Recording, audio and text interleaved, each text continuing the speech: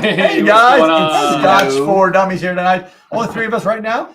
We may be seeing somebody else. Or three, maybe, but you know what it we're is? in the back now. It's Thursday, Thursday, gentlemen. Amen. Cheers. Cheers. Cheers to you all. Hello. To Madden 18. Mm-hmm. We did this last week, actually.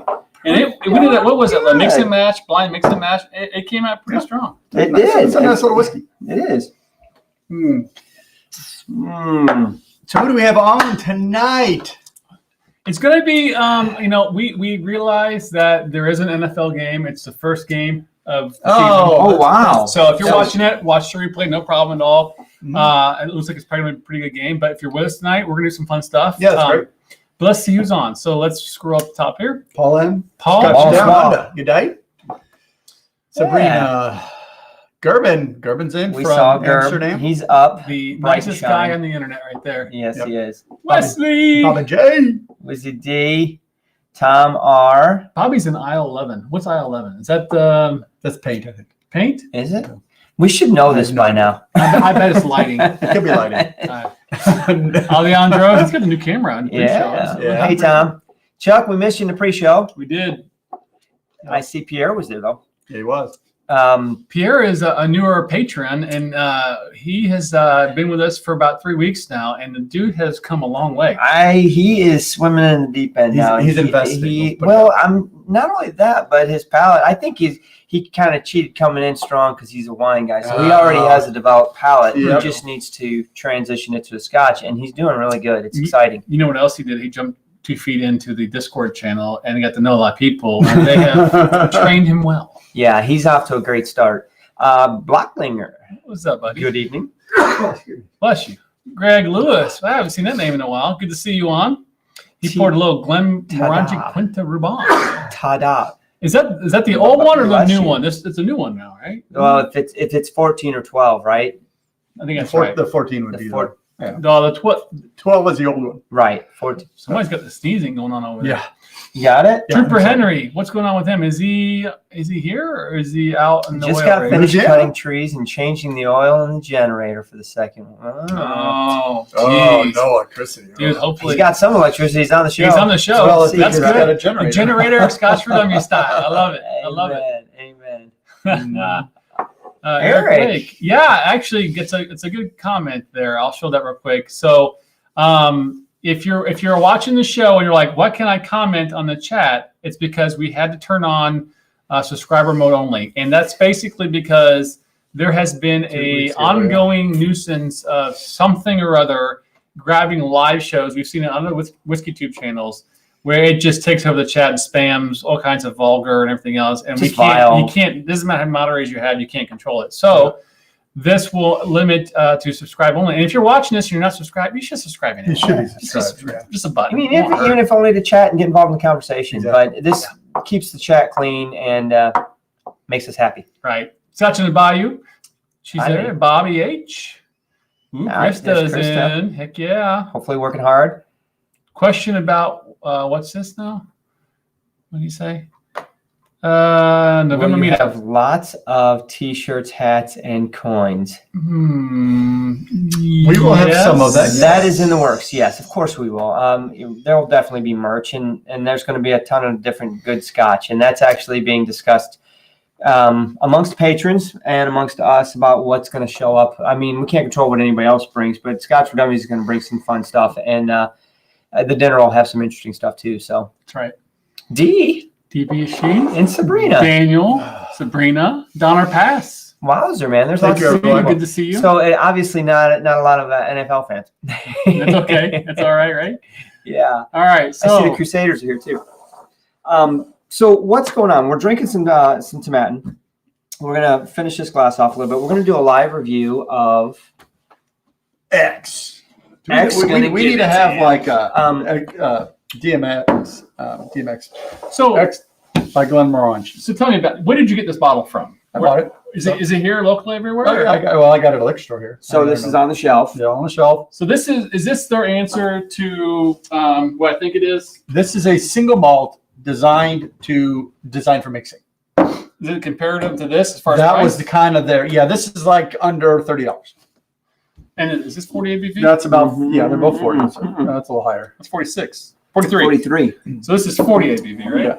So, but they're not joking around. It's made. It's right here. It says made. Yeah, for the mixing. little tag says on Right. it said made for mixing. I don't know if you can see that.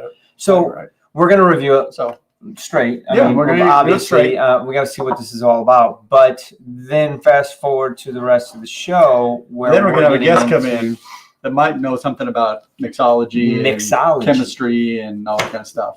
All He's a right. pretty smart guy. Yeah.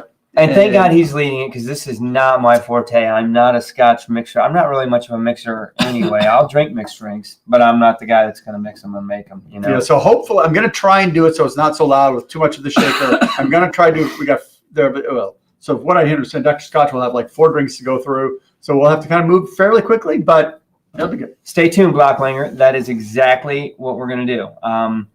And I'm anxious to see what the difference is actually having just reviewed it. So we know what this really has to offer straight or, with a little bit of water and then what it can do in that drink. Well, that's the important thing is you have to know what all of your ingredients taste like. So you got to understand true. what's here to know what to mix with it. So we'll see what Glenmo's about. This is one that we haven't got an inside scoop on. Obviously, we know Dan Kroll, who is the ambassador for Glenmo for the United States, and he usually gives us a lot of good insight. And I'm sure he would right now if I could call him and he would go He's into like, oh depth. my gosh, let me tell this story and let me tell Maybe which we case should it's call him and from. invite him on the show. I'm anxious to get into this without him, and then we'll talk about it with him later because I want to come into this fresh. Let me text him see if I can. Oh boy. Why not? Why not? No, we don't want to be part of the live review though, because then No, we gotta after do- live yeah, review. okay. We can mix with him. You We never can. know. Anything's possible. So that's what's on the agenda. It wouldn't be bad if people updated us with the score, just to say, I'm not saying, but I'm just saying. Let me get rid of this tomatin and let's talk about this Glenmo because I have no idea anything about it. You just picked this up today? No, I've had it for a while. Yep. So I need to probably cleanse my palate, and then I'm gonna ready for We have glasses for this here. Is that what these are? clean glasses. Get some water if you There need. you go. Yeah. I'll take This tomatin 18 is good. It's maltier than I remember it. You know what I think it is? I think that we opened that a while ago. And it does say something about letting some air get in there and kind of have its way. Yeah, actually, I was having a conversation with one of the patrons in the pre-show, David, and he was talking about an SMWS that he was drinking, and he said it definitely was a little disjointed. A couple weeks after being open, he's really enjoying it now. But a lot of Scotch, especially those cask drinks, need that. They need that, air to open up a little bit. But tell me about this. Let's take this off because we know it's made for mixing. But aside from mixing, Well, we're gonna do that during the review. yeah, I guess we need to do that. You want to start this thing up? Oh, hit record button, you mean? Yeah. I mean, we might as well. All right, let me go hit that button and get it going. Okay, guys, stay tuned. We're doing this with 3 of us. Now, I don't feel bad doing that because I updated our review spreadsheet last week, and there was like a handful of reviews that were done that I didn't have a score to give because I couldn't smell or taste anything at the time. Well, it's gonna be interesting. So Sean may or may not be able to make it tonight, but if he comes in the middle of it, We'll have to break and do something. We'll work out.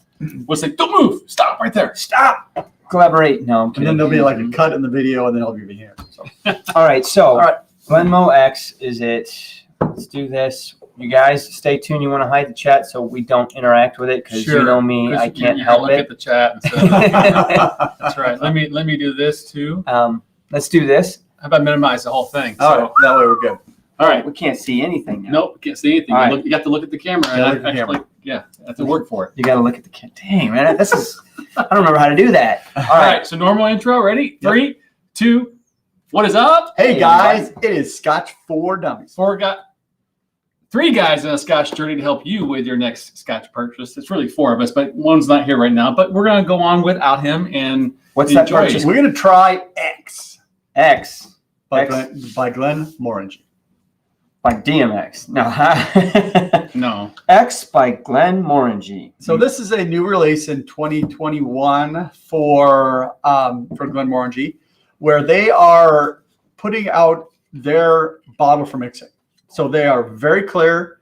This is a single malt, but it is designed for mixing. There's no age statement on it. It doesn't follow their general rule of 10 years in one cask, and then to make the original, and then put it in another cask. They're not very clear about what's in here or what it is, but they've designed this for mixing, and it's priced for mixing. It's under $30 in most markets, between $27 and $30 generally, give or take. So this is one that you can plan to mix. Now, what we're doing tonight is we're going to drink it neat. We're going to add water, just like it's not a mixing Scotch, to really understand what the flavor profile is. Because that's what, if you are going to mix it, you want to know what's in your mixer. So we're going to start out with this. It is 40% ABV. Mm-hmm. It is, ready for mixing. All right, What do you so get? hang on a second. This is single malt. It's not blended. Yeah, it's a Okay, single so malt single whiskey. malt Scotch whiskey. And all right, so when I think about what they're trying to do and compare it on the market, on the shelf, what's this going to sit next to? What's this competing against, right? Most Yes. of what I can imagine it's competing against is blends. Generally, yes, but you can get probably a Johnny Walker. Well, Johnny Walker Red would be in that blend category, Right. but you can get a Monkey Shoulder, which is a blended malt. So there Still a are blend. very few single malts in Right. this price range. Almost No, none. actually, that's a good point. Actually, yeah. That's exactly where I was going. I mean, it's actually a single malt for under $30. So we'll classify it as at least a 3-year-old malt because it has to Well, be ordered fair. Scotch. Yeah. So it's a 3-year-old Scotch, single malt Scotch. Plus, we don't know what's in it. We don't know anything else. But other than Nope. it's kind of interesting how they went off the normal because the Glenmorangie 10 is kind of like the baseline. Yeah, right, true. I for wonder, everything. and if we talk to the rep brand, they may say they take some 3-year casks and finish them somewhere else to add some punch to them or something. But we'll see. Okay. What do we get here? Let's get in those. So Light. I mean, Yeah. it's 40% ABV, so it's not going to burn you out. You can get like apples. Not a lot on it. But again, A light lemon, some apples, tad bit of honey. you need mold. I get a stringent smell, maybe acidic. Really? Yeah. Yeah, it's I need to really coat this glass because it needs the. I'll be honest with you, coating glass, the vapor coming off is a little bit more than 40% than what I expected, right? So it does punch me in the nose a little bit more, but So I'm getting no acetone or none of those flavors No. that can be kind of off-putting. I'm getting a little, Really nice. yeah, Simple. not a whole lot in the nose. No. And I'm not trying to look at this for a mix only, Scotch. I'm trying to evaluate it for what it is. It's a Scotch, single malt Scotch, and then the nose itself, 40 ABV, is very approachable. There's not a whole lot going on. I mentioned lemongrass. I was some going to say it's lemon, grassy. and maybe a hint of honey is what I'm getting in the nose. Nothing super crazy in the nose. See, the palate punches it up. Really? Yeah, Okay. you get a lot more in the palate. So light grassy. I get a little bit of acidic on it.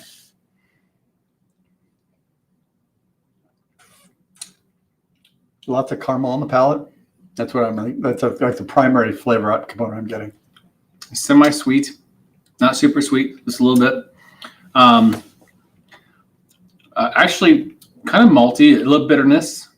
Kind of interesting finish. I don't know what that is. I get a little bit of spice on the finish. I mean, the first palate to Oh, me it's was a easy little drinking. bit bland. Yeah, very, very just not much and easy. But there's a little bit of maltiness to it. I'll give you that. And then at the very end of the palate, right before you get that finish, I got a little bit of spice. Yeah, there's a little bit of heat pepper. Yeah, whatever. Pretty but- dry finish too. Right, but that Yep. gave way to sweetness to me, which I'm anxious to see what that would do in a mix.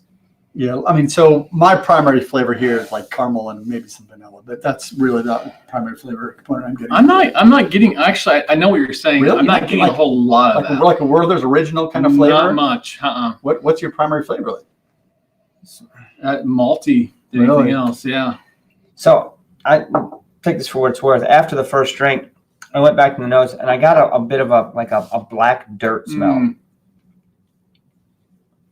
like not almost potting soil, black dirt. You know, you're working in. I got that on the nose after the first drink, which the nose does tend to change. Tootsie Roll. That's what I'm getting.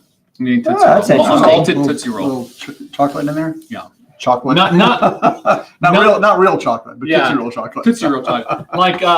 Not like if you have a Tootsie Roll, not like the strong flavor of it, like just hints of a Tootsie Roll. That's what I'm getting on the flavor palette in this. And wow, this is a really dry finish. Like Yeah, I'm getting cotton mouth on the finish. That's It does have a very cloying effect. I'll give you that. almost peppery too on the finish. Maybe that's your spice you were talking Right. about. It is easy to taste this Be and careful with the water. immediately compare it to other scotches in this range. And there's a few of them out there. Your Grouse, your Shoulder. Oh yeah. It definitely is right in there. Are they in the same price range? Yeah, I don't know. Like 30. Like the grouse, let's say, naked grouse. yeah, let's Naked say Grouse is like 40. Okay, so that's a little higher. It's a little higher. that's a sherried one. I'm It's just a talking sherry. about regular. But that's a single malt. I would think right? this is probably closer to the Dewar's Red or Dewar's. It's a 12-year-old. I don't know. But price So point maybe wise, Dewar's White Label, but that's a blend. yeah. The closest malt comparison. I don't know. Famous Oh, yeah. Grouse is $30. Yeah, it's cheap. But it's a single, so I kind of got to give them a little bit of props for that. The nose All right, with water on it. I'm getting more. It's gonna sound Oh, I stupid, probably went heavy. but more like chlorine, like more like a pool. Like Really? Yeah, on the nose now. Chlorine. Yeah. I said I got a little bit of acidic on it. Neat. I'm not doing that.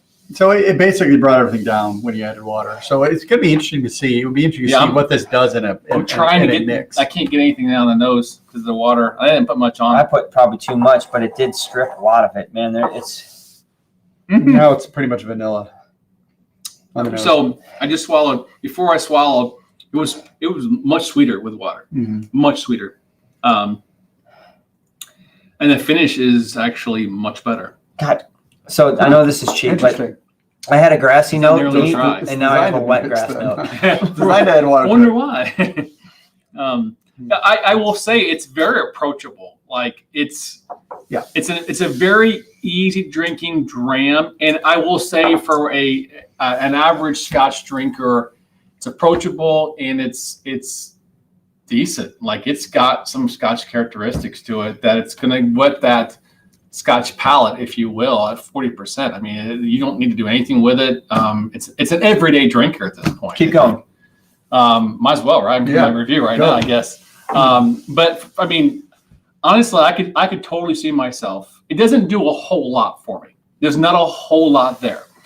But if I want just a typical semi-malt, easy to drink, not think about it, everyday Scotch drinker, playing some PUBG or whatnot at night, this is a great dram. Just to go pour, not think about it, let it sit there. It's not going to open up anymore. It's not going to do anything special. You're going to get what you're going to get. Probably you're right, yeah. But I know it's made for mixing, so we haven't got to that point yet. But for what it is out of the bottle, it's not horrible. I don't mind it at all. And it's for $30.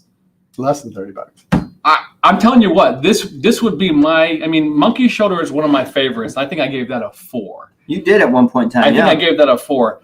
But for what this is out of the bottle, I think I've got to get it a strong 3.5. I think it's that good. Wow. Well, because the price range Price is good. and it especially for reminds me Scotch. of a decent Scotch. Like it doesn't blow you away, but that price range is right there. Yeah, so where can you get a single malt Scotch for under $30 in 2021? Almost nowhere. Yeah, it doesn't. If I'm judging it just on flavor, I'm not going to give it a 3.5. But that price is so strong with what you're getting out of this one. I mean, if you don't have a bottle, and we haven't even talked about what it's designed for, which is cocktails. Right. But just for what it is, I think you're getting it's a better because you're getting double banging with cocktails plus single malt if you want it. So 3.5 for me. Okay. There we go. You're up, man. All right. What's going on here? So I'm not going to go that high. This is a very approachable whiskey. Everybody can drink it. You're not going to burn out. There's nothing negative about it. There's no acetone. There's no astringency. I don't get any of that. It's just a really easy drinking whiskey. Is it fascinating? No. Is it imaginative? Probably not. It's not that creative, but I mean, for the price point, it's a really good value. I think it is tasty, neat. I think when you add water to it, it kind of falls away. You convert from like the caramel flavors to more vanillas, I think, when I added the water. But that was my perspective. For the price, it's good. The flavors, probably not my wheelhouse, but it's okay. I'm going to give it like a 2.5 because this is something that is probably worth having on the bar for mixing for that very reason. But it's not something like if I'm trying to like introduce somebody to Scotch, I don't know if I'd pour this because there's, I don't know if this defines Scotch like as a first Scotch for somebody. So, and when I'm exploring Scotch with people, I'm generally drinking it neat or with just a little bit of water. So this is a little tame for that. So maybe I give it a 2 for that reason, but 2.5, bring it up for the price. 2.5. All right. I'm gonna split you guys' difference. I think this does have Scotch characteristics. I definitely think it blows some of your cheap Scotches out of the water, your plastic handles, without doubt. The fact that it's single malt for $30, that catches my eye. And so for that very reason, I might pour it for somebody who's not a whiskey drinker or trying to get into it a wee bit. Yeah. I'm very interested to see what it does with mixing, but I'll say that I think it stands on its own pretty good. Neat. I got a little bit of pepper, a little bit of spice there on the palate. I thought the very first nose was strong, and that's just because the vapor's coming off of it. I get it. It did have some apple, and there was a little bit of sweetness. You put the water on it, and it brought more of that out. It really was like sweet apple with maybe marshmallow or vanilla or something, all right? So that kind of gives me an idea of where it comes from, what casks they brought this from a little bit. It still has a little bit of that spicy note, whether it's more pepper at the very finish. So to me, that I'm interested to see what it does in a mixed drink, because that's why they designed this. Yeah. I appreciate what they did in this bottle. And to me, you said late nights just staying up Xboxing. I could see myself dropping $30 in a heartbeat and not caring if we drop the bottle in the lake. Yeah, you know what I mean? Fair. That'd be good. Toss the bottle from that boat to this boat. If I drop it, it's okay. But if I catch it, I'm drinking it, right? It's that's what it reminds me of. I think it stands up to Monkey Shoulder very well. Definitely the famous grouse and stuff. It belongs in that family. That's what it is. I'm going to give it a solid 3. I think it stands alone. That I'm very interested to see what it does in the mix. Will I drink it? Absolutely. Okay. Is it my first reach? No, but for $30, I gotta be honest, guys. I really don't care if I poured this and I'm like, yeah, I'm done for the night. I'm okay with that. I think it's a solid 3. 20, you said 27 to 30 bucks. I really enjoy it. I mean, so you got a 3.5, a 3, and a 2.5, so that's a 3. I mean, it's a no-brainer at this point. It really is. And don't try to compare this to some other 3s that are in a different class of whiskey. This is not trying to be in that class. No, I mean, you think you can buy 3 bottles of this for some of those $100 bottles? Absolutely. No. It is what it is, and I'm very anxious to take it to the next level and see what we can do with it for what it was designed. Should you buy it? Absolutely. Yeah, I'd agree. For that box? Yeah, do it. Yep. So you're saying this is a monkey? That's monkey. I'll have to try it. You have to try it in a little bit. But, guys, thanks for watching. Appreciate you. Hit that like button. We'll see you next time. Cheers. Cheers. Glenmorangie X. That's very enjoyable. Now try the Monkey Shoulder, and bring chat up. I will. And it's Monkey Shoulder is good. It's a little maltier. It's different. But really? Yeah, but it's not far off actually from the taste perspective. Decent Virgin Oak was the one I was trying to think of earlier. Oh, that's 30. That's $30 some too. So Dan texted me back too. He can join. So I got to figure out what's going on with that. So let me pull up the chat here. So do you have a shot glass? Need to talk to that guy. All right. So There. Dan's in the chat now. Dan's in the chat. So I'm very curious to scroll up in these chats and see what folks had to say about it. Let me taste this Monkey Shoulder real quick. So I've got that Monkey Shoulder. It has a lot more kind of kick to it, a little more burn, or a little more bite and depth to it, I think. So that's my view. Man, we missed a lot. It does. It's 43%. and we're drinking it neat. Now we're drinking the X on water. Yeah. You know, the interesting thing about the monkey shoulder to me is I know they designed it for mixing. They don't say that on here, but I have no problem drinking it straight.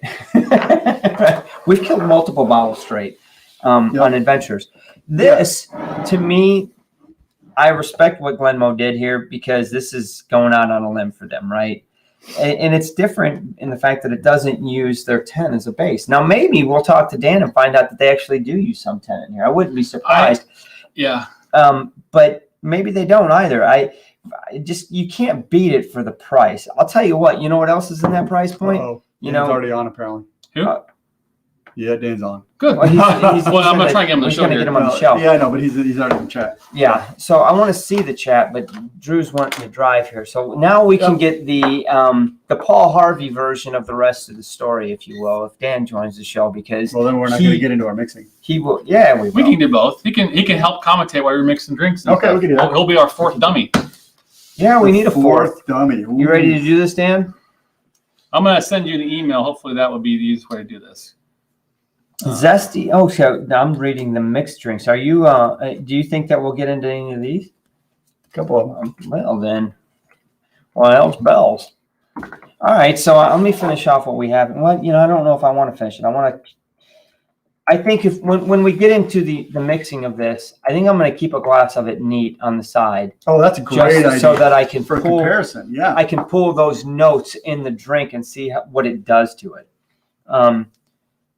Because that's not my gig. I'm not the guy that blends or mixes or puts things together. I want to have them put together.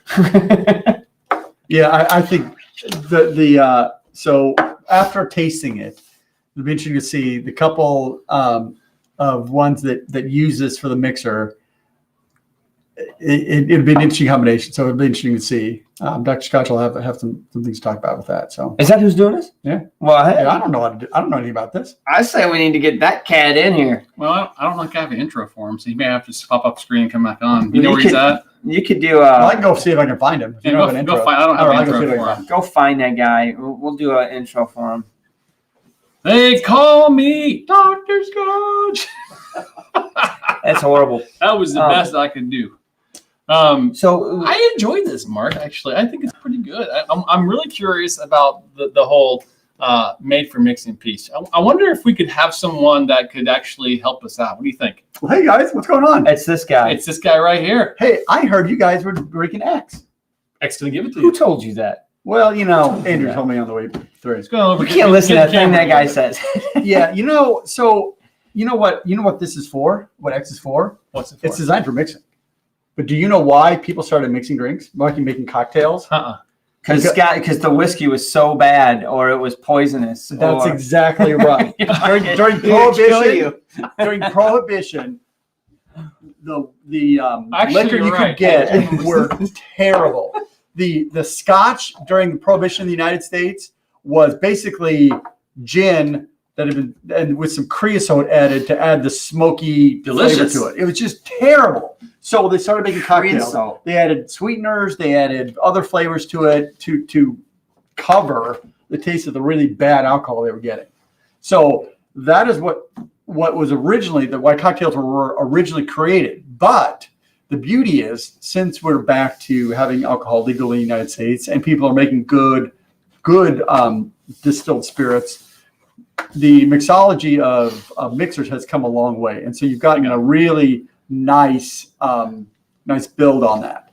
So to do that with, there are a couple of mixers I'd like to do tonight with Glenmo. And actually a couple of these are actually on their little label that they got with it. Their little bitty booklet here. It says made for mixing. So the key about mixing is you want to add layers. So you have to know what all your ingredients taste like, because you want to put those ingredients together to try and find a combination that accents everything but doesn't overpower anything, because in today's day and age, you don't necessarily want to completely cover the whiskey that's in there, because the whiskey's good.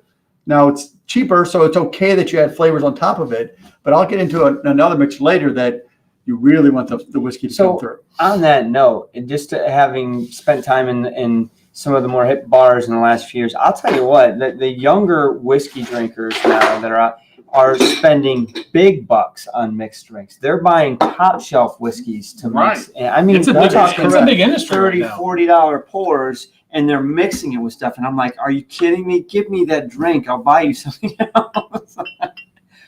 How big is this shot glass, you think? 2 ounces. Yeah. You think 2 ounces? All right. I'm going to say 2 ounces.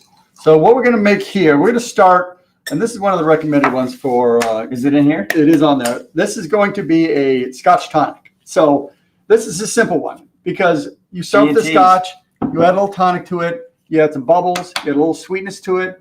It should be a very simple drink. So we've got a lot of familiarity with gin and tonics. Oh my gosh. So this says our light, zesty twist on an all-time classic, delicious before dinner or as the sun goes down. It's supposed to have 50 ml Glenmorangie X and then 70 ml premium tonic water. Fill highball glass with crushed ice. Add Glenmorangie and tonic. Stir and garnish with half an orange wheel. So it's honestly about as I can mix this. This is about as comfortable as I am mixing. Yeah, I'm a right. gin and tonic guy. Yeah. I'm like, Yeah, that's so Pour ice, stir, good. lemon, lime, whatever. Because I didn't know the size of this, I'm going to do the opposite. I'm going to mix the whiskey and the gin, and then we're going to add the ice to it and see what Okay. it does. So Look at that, nice. Where's that big spoon? We got a bigger one, dude. There it is. So we're going to add this, and while you guys taste this, we're going to, I'm going to start mixing the other while you can talk through it. Okay. So you want to add a lot of ice to it because you want it cold, you want it flavorful. I'm making a mess here. That's okay. It's all right. Carpet's fine. It'll melt. All right, so we'll take that. Let me give a quick stir to that so it's clean. So this is a what's it called again? Glenmorangie X tonic. So you got the Glenmorangie. So GXT. taste that. See, tell me what you're getting there in that while I start on the second one. I'm not gonna smell it. Wait. I got something. The orange. Because this is actually really important. Why is because- this important? Because part of these cocktails is the nose you get. Well, you just diluted out the nose of the whiskey. So you add something like an orange peel. Well, yeah, it gives it. So that nose, as you're bring it to your face, you add that layer of flavor to it. You know, I'm going to say the fact that the glass has an Irish harp and some little, clovers Well, on you see it. you're on I that, mean, you know, I'm like like, oh, this looks great. I was a little weak on the highball It looks glasses. actually pretty this good. is what I'm trying. These are actually, I think, Irish coffee glasses, but they'll work. So this is just X And tonic. and tonic And ice. and an orange. So, Hell, I think it needs more X. well, it could be. Because you keep in mind, we just diluted the heck out of it. That's delicious. Do you taste Refreshing. the I X? honestly, Yeah, a at little the bit. very end, I can get a wee bit of that, and I can get it because I just reviewed it. I just sampled. Should you put orange, like a little bit of squeeze on It it? doesn't say to. It just says put it on the lid. Go ahead. I'm gonna put a little bit of squeeze on there. Where's that spoon? Stir that shit up. Get that other spoon over here. Small one. Talk to me, Goose. Here. It's refreshing. So Scotch and under degrees, that's going to be boring. Well, it might be because there's not a lot to it. Who says that? Scotch and under had that. comment. Scotch down under. It's gonna be boring. So this next one, we're gonna bring it up a little bit. This is the Scotch or the Glenmorangie X Peach. That's pretty good. Actually. So what we're doing with this next one, instead of just adding bubbles and sweetness, Okay. we're adding a little peach flavor and we're adding a little bitterness from black tea in the peach tea that we're adding in. So this is just standard black tea. The brand happened to be at Kroger. So you poured some Glenmorangie X. Glenmorangie X in there, 2 ounces of Glenmorangie X, 3 ounces of peach tea. So Peach tea. by definition, we're adding different layers to this drink. Right. So it is refreshing. Yeah, absolutely. It's a little sweeter than a regular gin and tonic, but What's maltier too? I mean, I'm trying to think. So my wife's a huge gin drinker, and so obviously she'll drink gin and tonics. Would she like this? I don't know, because the gin she likes is not the pine tree gin. She likes more of the botanical stuff. So maybe, but this is sweeter. This is not the same as gin, no, for sure. it's definitely not. more of a Scotch maltier and a little bit more bitter, but it's refreshing to say the least. So the X does come through. It does make it through the tonic. Not strong. I'm not going to say it's like freaking there not like sweet. this. It's not super sweet. But it comes through. So the Glenmorangie X Peach has lemon topper. to give you more of a sit. So Arnie Palmer. So this is an Arnie Palmer with Scotch. The peach. Essentially, yeah. Huge fan of the Arnie Palmer. Smells right here. delicious. Lemon and the peach. I like that. Dude, that is totally perfect for a deck in the summer. Not a fan. Not a fan. No. Why not? You're killing me, Smalls. The peach and lemon mix to me is not good. No, Oh, that's not really? the Scotch. It's just that combination. I enjoyed that one a lot. Oh, interesting. Okay, that's fair. That's just the There we go. the flavor profile for those two for me. Yeah, that's fine. And again, this is the beauty of mixers. You can take the lemon out and The black tea is pretty strong. Ooh, does it the overpower? black tea is not good. I think maybe add more of the X in that might help give it more maltiness that it needs. It's a little too bitter. That's a strong tea. Yeah. So there were a couple of them that I had. One was an oolong, and this one had a black. But I wanted to add the bitterness of the black to it. So you got, It's there. yeah. And I think quite honestly, I think the Glenmo's too weak for this. Based on the ratio that was prescribed for this one, it needs either more Glenmo or a weaker tea. So top it off. Go ahead. I got another one to mix. Well, See if you can't make this a little better. toupee. So this next one is more of a Dr. Scotch favorite. That's a nice toupee. Your next two Perfect. belong more with Dr. Scotch. So we're going away from the Now these are all from those two are from the label that was on it. Now, if you go to the X website, there's a bunch of other ones. So, but this one, we're actually going to get out the shaker and do some. Make a ton of noise. The Yeah. mic's gonna pick it all up. I'm gonna pull it away from the mic. Okay. All right. So Going back this to this guy. is what you call a de rigueur. A what? I don't know. It's Hang on, wait. Say it again. de rigueur. Gosh, go. So this is where we start adding peated whiskeys. So the beauty of peated whiskeys is they've got enough punch to punch through that kind of stuff. Mm-hmm. Where you have the mixer overpower it. He's getting some peated whiskey out. He's excited. Yeah. So this That helped. Good. so you Yeah. put a little extra punch in there. It took a little bit of the bitter of the black tea. You're still going to get it. You're probably still not going to like it because you still get a little bit of that, but it did knock that bitterness down.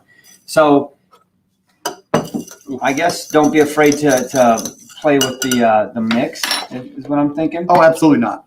Now that's the beauty of mixers is a good bartender has already worked through all these little minor issues that we're dealing with here. That's not your That's not his Huckleberry? thing. This actually tastes more like a penicillin now than before.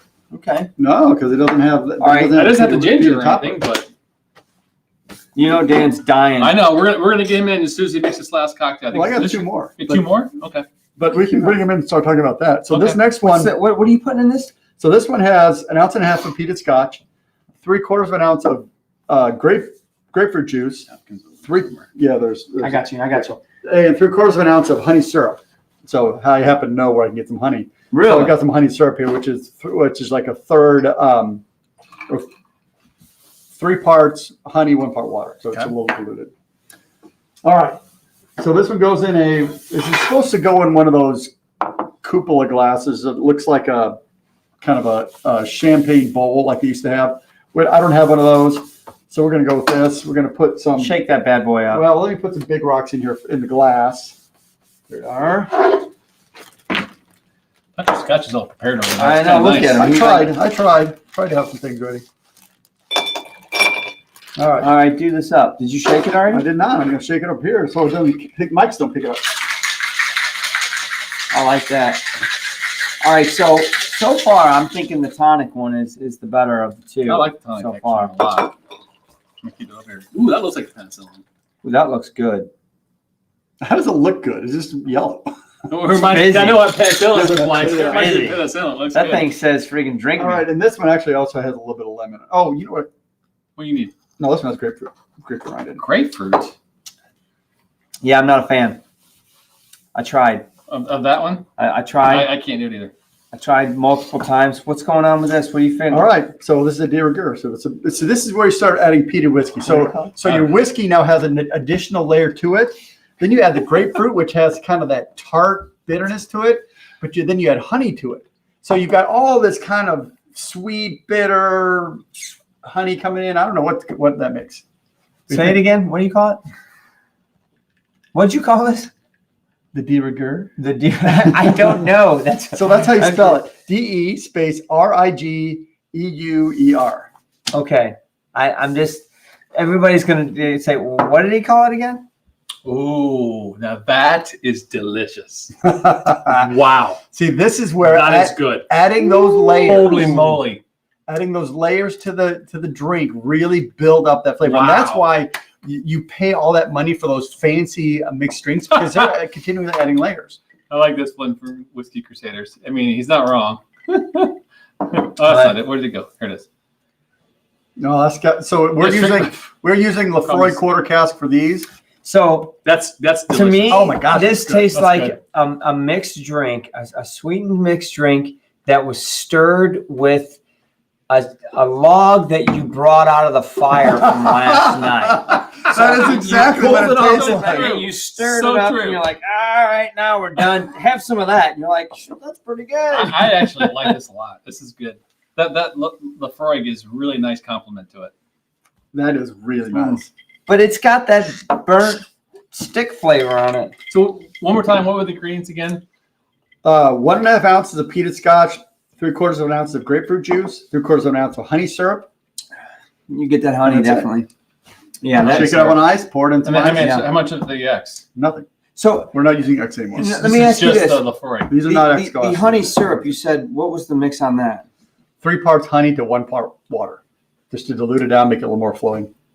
I want to know what it would be like doing 50-50 on that, because the honey is The very honey prevalent. is very prevalent. It's really sweet, and it works. My problem is I'm good for one. Yeah. Oh yeah.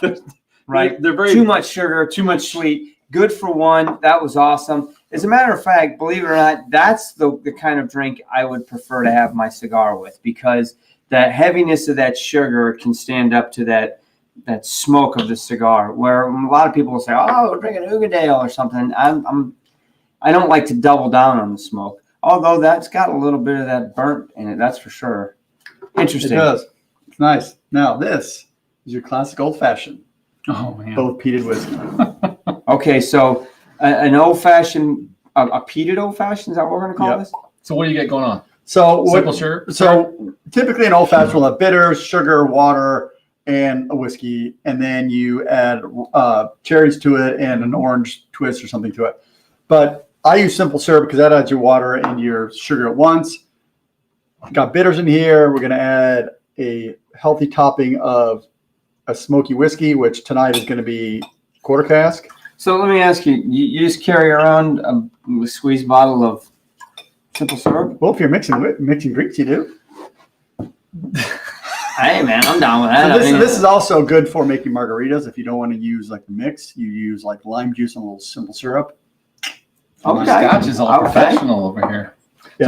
So most old fashions So are what's usually rye bourbons, right? Yeah, a typical old fashioned Yes. is. So you'd have a bourbon or a rye whiskey of some kind. I like, a lot of people like bourbons in there. I prefer rye whiskey in mine because I like the punch of the whiskey. I like the taste of whiskey, and it is a predominantly That's whiskey it. drink. Now you're gonna put an orange slice in it. I don't know. Well, I guess we'll have to take half of that one because I only brought one orange slice. But we also got to add some nice tuxedo Luxardo cherries, premium What the cocktail hell? cherries. Look at those things, man. These aren't your normal maraschinos, baby. These are nice, Holy moly! fancy. Those look like they're 75 years old. They are. They're aged. I don't know. A little bit of that and a little bit of Let me drip. see those, man. Premium cocktail cherries. Give it a little stir. Got your old fashioned. Your peated old fashioned. I actually am a big Fantastic fan of way. old fashioned. Normally it's a big ball that we put on here, but we're cheating with the ice here because that's all we got. But I'm a big fan. On an old fashioned, you don't use a Yeah. ball. Well, I You, Oh, okay. he does. Oh, That's what he said. He does. wow. that's delicious. That's your moneymaker. That's good. So, Yeah. the key, so a fair, lots of discussions coming through on how much, what goes into cocktails. Typically, the best cocktails you'll have are ones that have multiple layers of flavors. Certain people like extra sweet, certain people like minimal sweetness. I like the peat in this. I like the sweetness in it. I like the bitter from the bitters. All that works really well together. So this is the way I think you can use Scotch to enhance cocktails. The Glenmorangie X has some good ones there. light, refreshing, I love flavorful that. whiskeys That's great. or flavorful cocktails. But then if you really want to add the depth, hit the peated whiskeys. So Use them in your other whiskey cocktails and see what they do. here's my I don't want to say problem or issue, but Yeah. what I enjoy that absolutely. Again, one and done. I mean, honestly, I I could drink like 4 of after these. one of these guys, These are I need a delicious. Coors Light just to freak because it's Well, it's so much sweet. sugar. There's It's so much sugar in sweet those. and Yeah. so heavy. This I absolutely because it's so much lighter and it's And so it's simple to make. yeah. I can do that all day. That's awesome. I'm out in the poolside, sun, lake, whatever. Yeah, Where's we'll that water? drink Bring the those. water over here because this is too sweet. This I think the syrup you put in there, we put in there was a either little bit one of too these. much. I'm drinking. It's a darkly lit bar. I got it. They're welcoming the cigars. I'm stoking one up, and I'm gonna hold that drink for 45 to an hour. That's a long drinking. I mean, it's so much because sugar. it's so sweet, Yeah, right? exactly. Fair enough. Which that's what I'm used to doing with my regular Scotch. Like Trooper said, you just pour the Scotch neat and Now try it. Much more refreshing.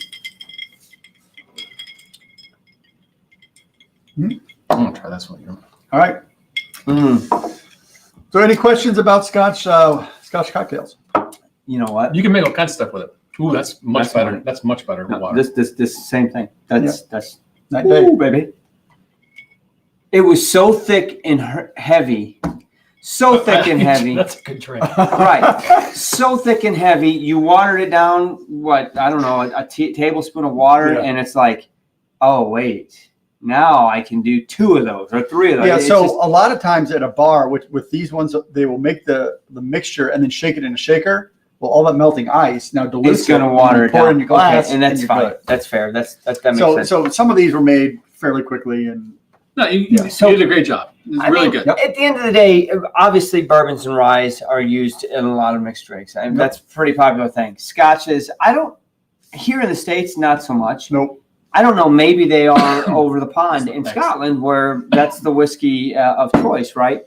But they can be used here, and I like the twist they add. You put the peat on this, and it's much different. It's good. That was very enjoyable. I think the tea might have been a better Well, choice, or Fair point. And it could be good to some people that Right. like that type of that flavor like that profile. bitter, that Yeah. black bitter taste, Yeah. because I think that overpowered the Glenmorangie, and because agree. yeah, I mean that this just didn't hold up to it. It is what it is, but fun stuff, man. Well, tonight's episode was about the X and cocktails in general. And Right. so I think the segue to, let's get Dan in here just a second. I think the interesting thing is where are things moving towards, right? And you mentioned earlier how it's just cocktails seem to be like super popular right now. Unbelievable. So, and the fact that someone like Glenmorangie would go to this length to do Huge, this Old says school quite a bit, distillery, I think, right? about where Been the around industry's the going. block. Right. So let's bring. Let me go find Andrew and Okay. see you guys later. Do it. I'm gonna bring See you Dan. guys. I'm gonna bring Dan in for a second here, So real quick. We got a super chat coming in. who's that? What does it say? Peaty Old Fashioned, Ardbeg Drum, and Orange Bitters. Epic. Yeah, See you, Daniel. absolutely. All right. Bingo. got a I great idea. can't disagree 100%. with you. And you know what? I'm going to cheers you on this old fashioned. PD old fashioned. So the bitters, Dr. Scotch, they're just the Fee Brothers old fashioned aromatic bitters. Nothing. Just Not pretty orange. simple. Straight. Aw, hey, straightforward. Molly. You can buy all kinds of crazy bitters too. Hey, Molly. Fee Brothers, yeah. So here he is. So, Oh, what is Mr. there? Mr. Brown. OMG. It's so good to see that guy. What's happening, guys? What's going on? How are you, You sir? look phenomenal, man. It's good to see you. I hope I'm- life is well in your neck of the woods, man. It is. Things are going great. We're, as you mentioned, we are fresh on the heels of the launch of X by Glenmorangie, and thank you a ton for giving it some screen time. As you'd mentioned, it is it's a departure from what we would normally be doing. And it does speak a certain number of volumes to the power of cocktails as a recruiting tool for folks from outside to way outside the category to find themselves interacting with single malt Scotch whiskey it's not necessarily something that happens organically all that often. There's people wandering around having Tito's and whatever. Don't just stumble into single malt the next day. True. No. With something like this, I think it gives a little bit more of an open door and a little bit more like the old-fashioned hook that you drag people off the stage with when they were bombing their comedy act. You hang them off stage. We kind of turn the tables on that and sort of pull people in to the category, these unsuspecting folks from way outside the category, into single malt, not necessarily unwittingly, but in a way that's more welcoming, a little bit more flexible, a little more open to interpretation, hence the name X, and I think more disarming as far as that goes. And certainly one of the things that you can do, as you pointed out, lots of things that you can do with X can be quite simple. Somebody in the comments had mentioned that a whiskey highball is one of the great cocktails around, and I couldn't agree more. It's not only one of the simplest, but one of the most terrific ways to drink blended Scotch, blended malt, single malt. I think it's a great drink. But beyond that, things are going great.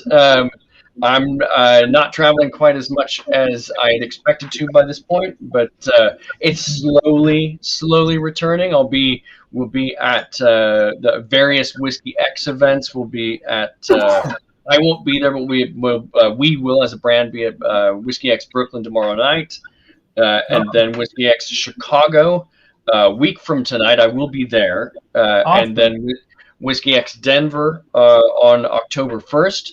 I'll be at that one as well, and then we'll be at Whiskey Fest New York and San Francisco, Whiskey X Las Vegas in October. So hopefully we'll see some of your lovely Patreon folks at one or more of those events. What are you doing in November? You know what? I heard there's some guys out there having a bit of an anniversary. And I'm certainly hoping to make it in for that, because it's a huge deal. What you've built over it's 7 years, right? And you're coming up on your seventh anniversary. 6 years. 6 years. Okay. We need Dan. We need Dan. We've already dinner. got plans for you to come out and do some talking, so hopefully you can make it. I'm pushing for it. They were going to lock us all down in terms of travel, and we had to we had to petition the VP of the segment of Moet Hennessy that we exist in order to get these clearance to go to the festivals. But that's a big deal to me. You guys have been friends of mine and friends of the brands for a very long time, and it would mean a lot to me to be able to make that trip. So I'm pushing really hard to make that happen. If Dan needs to come just as Dan, that would mean just as much to us. We love you, Dan. You know that. And I just want to say, we had no plans of Dan joining the show tonight. We didn't even think about it until we were talking about it. Like, looking at this bottle. I'm going to text Dan just to see what the hell. See if he can jump on. Dan's like, I'm on. And so he's been waiting patiently. And the fact that he's on, wearing the shirt ready to go, God love you, Well, Dan. I was like, guys, we have to do an independent review of this. I know. We can't have like did. Dan Absolutely. looking over my shoulder. Did you happen to watch the live review of that? I caught the tail end before you started making drinks out of it, and I'm in full agreement not only with everything that you said, but everything that was said in the comments as to pluses and minuses, skepticism, optimism. I get it all, and the reason that it is that I'm looking at that and embracing every single angle that gets applied to X is because they're all welcome. That's the whole idea. It's supposed to be do what you will, including nothing. If it's not your thing, then we're not going to be offended by that. There's loads of other Glenmorangies and loads and loads and loads of other whiskeys coming out of Scotland. And if those blow your mind, and this one in particular doesn't necessarily do it for you, then certainly don't. We'll be okay, and we'd rather that you were happy with somebody else's whiskey than unhappy with ours. But it was built to be. Let me put it to you this way: you guys are familiar with the restaurant industry. And the dynamics that exist within a restaurant, and cultivating a core audience that that shows up in sufficient enough numbers to keep your lights on and keep the attorneys paid and all that stuff. So what you've got to do is to cultivate. I think the figure is something around 25% new faces every month minimum in order for you to maintain a core clientele base that'll keep you in the black as long as you're managing your figures correctly. So in that case, we haven't in the single malt segment, we haven't always been super great at recruiting outside of our bubble. If people are in the choir, we sing like birds to them, and that's great. And we love everyone who's in the choir, but the choir is not necessarily self-sustaining. So somebody, and we're the number 4 single malt in the world, which means we're the first off the podium at the Whiskey Olympics. And that gives us. I love this guy's banter. I mean, you can't. I understand that. It gives us some freedom. We move a lot of product, and that's great. You don't get to be, you don't sell that much whiskey without doing a few things right. But it also, the target on our back is smaller, and it gives us more freedom to do more stuff like this. And so what we're thinking in terms of is, okay, if somebody big enough to have some name recognition sticks their neck out in the second, Monkey Shoulder has done an amazing thing. They've given a vernacular to quality Scotch whiskey in a cocktail. They've taken the sort of the stigma away from that and not allowed but encouraged the drinking public to think a little differently about applying Scotch whiskey to cocktails. Blended Scotch has always been pretty good at that, but all malt 43 ABV, well-made Scotch whiskey that hasn't necessarily been encouraged as a modifying ingredient in a cocktail or a base ingredient in a cocktail. So kudos to those guys. But somebody, if you expand on that logic, somebody in dedicated single malt needed to do this, not just for themselves, but for the category, for the long-term health of the category. If they're the ones that put our necks out, and we stick our arms out and drag loads of people in, not just to drink Glenmoe, but to drink single malt, then the future gets just that much brighter for the entire category. So it's almost like the guy that's jumping on the grenade. Well, a bit. I mean, some of that, and we will continue to take the slings and the arrows and stuff. And I get it. I get it, and I don't begrudge anybody the opinion that what the hell are you guys doing? And is this a bridge too far? And does this take single malt and degrade the concept of it too much, and so on and so forth? And I personally don't agree with that. It's if you talk to a yellowfin tuna and said, hey, you're not going to necessarily be sushi, you're going to be in this other thing that's going to be awesome. The tuna wouldn't be like, oh, well, then I'm out. Screw that. So Dan, obviously, Glenmorangie has seen what Monkey Shoulder did. Do you have any numbers of how Monkey Shoulder kind of took over a segment of the bar community that no one had hit? Do we have numbers on Monkey Shoulder? I mean, the fact that they have their own truck means something. Yeah, the big cement truck that's shaped like a cocktail shaker. The thing is, what William Grant did, I think that was quite genius, was to create a thing and then go directly at bartenders. If you're not going to necessarily, sometimes you'll see it, but you're not necessarily going to see a 40-case end cap stack of Monkey Shoulder in retail. No, you see it all over on premise. It's all over on premise. Those guys have really carved a big fat niche in on premise, and that is not easy to do. So I think that they've blown the doors open, not only for the concept of Monkey Shoulder. Certainly, the whiskeys that are in Monkey Shoulder have benefited from that. Canenby, not going to really see as a single malt so much in the U.S., but certainly it opens a conversation about Balvenie, and it opens a conversation about Glenfiddich, and those the residual benefit that shows up throughout the William Grant portfolio. So I think it was genius. We, on the other hand, have not always performed particularly well in on-premise, and I have to say that to a degree that is a cost of goods issue created by Monkey Shoulder. So whenever we went in with our bottle of original and said, hey, you can make cocktails out of this, it's the same ABV, blah, blah, blah, and it's a single malt, people would go, okay, what's your ounce cost? I can get Monkey Shoulder for less. And we couldn't argue with that. It's like, yes, you can. So, It's marketing 101 too. I mean, really. So tell me, Dan, what's in Glenmorangie X? What can you tell me? So it's a non-aged statement whiskey, so there's no real specifics regarding time in a barrel. I know what that number is because Bill told me, but I can't. Dan, it's just you and us. Nobody will hear that. It's just you and us. It's the DNA of what's happening in that bottle. And if you guys tasted it neat, and thank you for that, because what we've been trying to get people to do is to take that made for mixing or hashtag made to mix thing and grain of salt it a little bit, because it's also quite good by itself. It should be used as a bonus. I think so. It can, it's also made for mixing, but it's really made for mixing too. That's right. And there's that in certain instances when people are thinking a little more aggressively about it.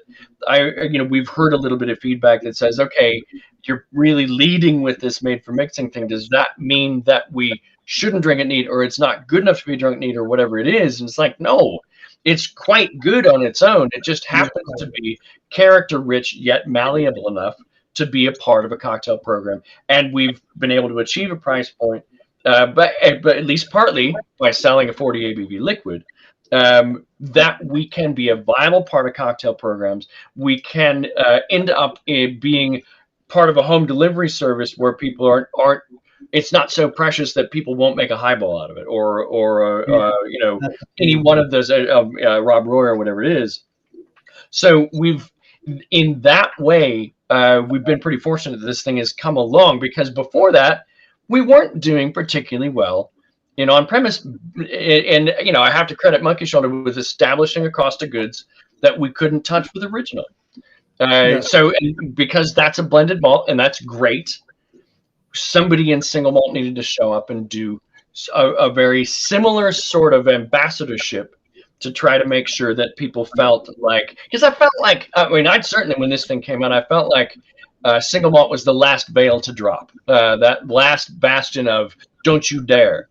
And dare, it's your whiskey, do what the hell you want with it. There's dare your head off, and we're with you. We're standing right by you every step of the way there. If you find a thing, going back to sort of the DNA of X, sorry, I got distracted. The bulk of the maturation period that happens for X would happen a lot like what goes into original, first and second fill X bourbon oak for a period of years. This is not, don't read too much. When you tasted it, I was listening to some of the commentary, and I didn't hear anyone mention that they thought it tasted immature, and we would never do that. We would No, never. it did not taste immature. It didn't have one of those edges and those. No. It was balanced very well. For a little bit of grass. It was a little drier than but with the Very water. cloying. The water was much better. Yes. So it didn't like the big front end high volatile acetone or the big kind of that big sort of synthetic Play-Doh thing that you tend to kind of get out of an immature whiskey. It's not there. Bill would never allow that to happen. So it's got some decent age on it. When I come in November, we'll talk about it. But it's the final finish period is done in our normal cask regimen that we love to get in terms of ex bourbon oak is a light char and a heavy toast and then light char. The finish oak for X is aggressively charred, virgin American oak. Oh, that makes virgin sense. oak. So you take all the harshness out with the heavy char on virgin oak. You add more vanillas and caramels. Totally understand. That makes totally sense. Understand. I got to tell you, I love the fact that what you guys are doing. I'm really curious to see what's going to happen in the next 6 months, because I think what you guys are doing with this, I'm hoping that you can compete with the shelf life of what Monkey Shoulder has done. To your point earlier about I getting think out you can. I think there's there. space for you. If you can put it out there enough and get the space out there, I think this has credibility because it's great on its own. It's a very approachable everyday dram. It is single malt. It is single malt, so you're getting something different, right, than what Monkey Shoulder has done. You're the next level. You're like the iPhone 13 versus the iPhone 8, and you're giving more value because you're broadening it. These guys don't advertise about cocktails. Well, you do. Not so much, right? And what's the hope? What's the hope that you do set the hook with the X on a mixed drink, and then in a few years that person transitions to the 10? Right, To the Quinta perfect. It's a perfect segue. Quinta Reuben is Or like the that right, next or level. the Quinta, but Yeah. whatever. They finally take the next step into the single malt arena, and then you know what happens there, right? Yep. That's You know, I'm in, man. Come on, bring it. that's precisely the thought process. Yeah, to try to. I've always felt like original was a pretty wide open, padded door into the category, but it didn't necessarily present itself as open ended in terms of. X is named the way that it is so that whoever the user of that product is brings their creativity to the table and solves that equation. You plug yourself into it, X times and then 2. you make it, You got extra yours. extra options. See, that is something that Oh. we should have talked to you Yep. before we had this. geez. So Dan, so how quick 2 questions, part 2. How long has this been out, and then how are numbers so far? Yeah. Good. The numbers are very good. As a matter of fact, we've exceeded our own expectations with it so far. It was released in I want to say late May, and so we've had this summer to sort of evaluate what's been going on with it, and you know to point out a little bit of the side of kind of the two sides of the Scotch whiskey and cocktails mindset. Monkey Shoulder is still, you look at the bottle, it's still quite a traditional looking bottle. It's an easily it's a very memorable name. The monkeys are iconic. They have their own hidden meaning. Yep. It's got that kind of medicine bottle kind of a vibe, and that's terrific. We felt as though we needed to go in a bit of a different direction visually. Yeah. So when you look at that, it becomes quite literally the shiny object in the room, and that's part of I think where people are like, do you really have to do you have to be the shiny balloon before anybody pays attention to you? And we kind of felt like I think it's a great looking package myself. It's a similar bottle to other Glenmorangies though, and I'm talking about. Yep. So, I mean, I've got a couple of those, the CAD bottle, some of the travel retail bottles. This is the bottle shape. It's similar to your bottle. You could have blindfolded this, and I would have said, yeah, that's a Glenmorangie. I mean, you're not surprised. Yep. I'm glad they stay true to that. The marketing is definitely. You even mentioned that before we went live tonight. You were talking about the marketing. It's different compared to your normal bottle. I mean, to your point, if you did this part of it, I probably would guess Glenmorangie, because it has your kind of design theme. But it's definitely you guys are being smart. You're catching the marketing eye of simplicity. Marketability, brand, simple your brand. Glenmorangie is not big. It's the X that's big. You're trying to make an X the valued name. X being able to use it with multiple things. You've got this big tag on it. I mean, you've got the bottles behind you. This is a different look. Yeah, it is. The boxes behind you are different than this. Right, for sure. Right, and we're not going to move aggressively away from those unless you're talking about, say, what we did with Taylor Cake. What'll happen with the follow-up to Taylor Cake? You'll definitely you can't miss those either. We'll talk about that in November.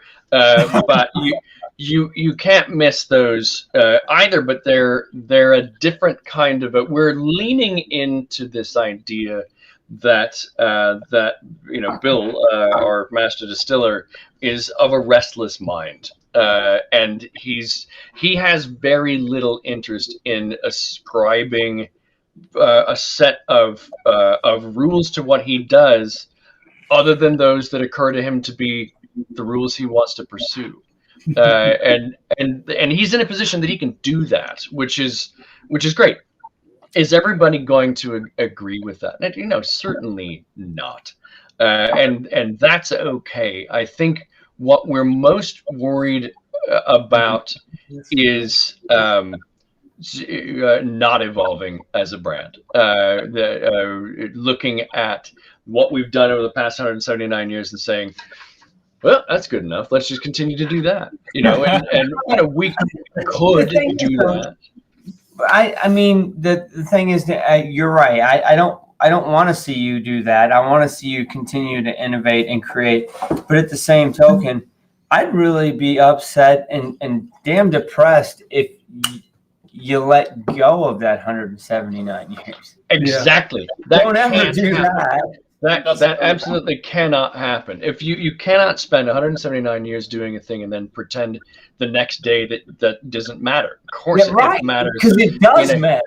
It matters in a huge way. And if you neglect, if you walk away from your past as a brand, then there's nothing to come back to if what you decided to walk towards ends up in the ditch. Frankly, I mean, take some risks. Right? Don't do that. Exactly. Question for you though. Was this marketing's idea that Bill then followed, or was it Bill's idea that marketing said, yeah, we could do that? Well, that's a good question. Yeah, it's a very good question. And Bill would probably be the one to answer that most accurately. Certainly the liquid concept was something that he set out to achieve. And the finishing a new oak thing was something that he felt strongly could carve out a new niche for Glenmorangie, particularly since this SKU is now a permanent addition to the range. It's a thing that he wanted. But he barreled these with this market in mind, right? Well, I mean, it's pretty much business 101 too. I mean, you got something here that you're marketing, and just be real. I mean, you're marketing for multiple reasons. You've got a budget. You're not putting an age statement on it. I mean, it's lots of reasons why it's probably more mass producible. I mean, there's different things to it that you could probably to do better. Yeah, arguably, if a different company could have said, I got to get in the bar market. I want to be in a bar. You could throw all the cheap junk at it because you're going to mix it up anyway. Who cares? And I don't think Bill did that. No, the difference is there's quality here too. That's what's different, right? You're not just putting something together because it's all marketing. I mean, it's good. He put some good casks. It's good. He didn't fill it with the best ones in the Dunwich house, obviously, but it's not a bunch of marketing interns saying, "Hey, we need to get rid of these 20 casks." Now, I guess. Yeah, and to your point, it's also not just lower ABV, younger original, because that would have also been quite an easy thing to do, and it would have exposed itself as being quite a boring kind of talk about laurel resting. Doing something like that. I would not blame people if they got jaded and cast a suspect eye on us if we had done something like that. Yes. But X, the liquid of X was a specific concept that Bill set out to do. To answer the question as best I can without being inside of Bill's head or having been in the room with those folks, they brought the X idea, the name, the livery, basically.